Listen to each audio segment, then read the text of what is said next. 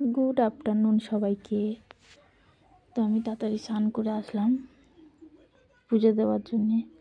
গাছ থেকে কয়েকটা গাঁদা ফুল তুললাম,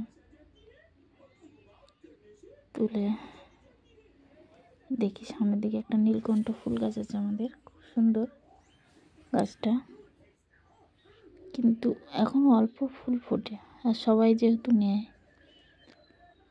এই দেখো ফুলগুলো ফুটেছে কিন্তু ছোট ছোট হয়ে আছে, এগুলো বেশ গরম পড়লে বেশ বড় বড় হয়ে যায়।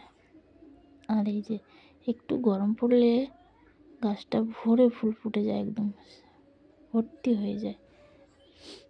দেখি আজকে যেহেতু বৃহস্পতিবার, তো কয়েকটা আম পাতাও তুলে নেব ঘটে দেওয়ার জন্যে।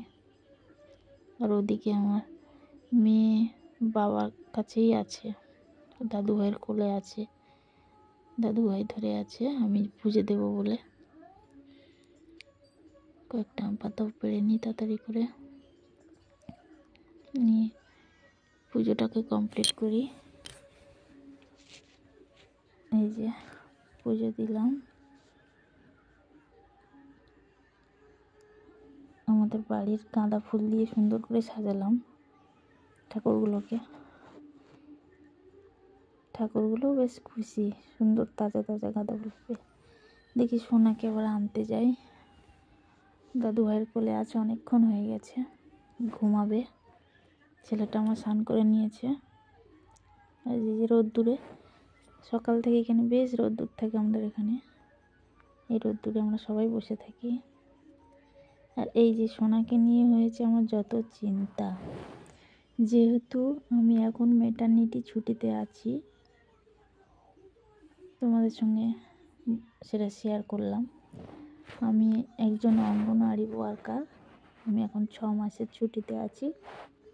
সামনে মাসেই আমার জয়েনিং ডেট, তাই ওকে ছেড়ে যাওয়ার জন্য আমার ভীষণ চিন্তা হচ্ছে। আর আমার মতো যারা এইভাবেই কাজ করে, ছোট ছোট বাচ্চা রেখে যেতে যে কী কষ্ট, যেহেতু আমার 4 ঘন্টা ডিউটি, তার জন্যে।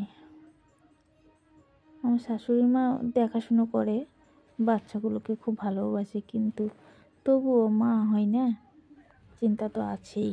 মা হওয়া একটা আলাদা চিন্তা, যে কখন কি করছে বাচ্চাটা। আমার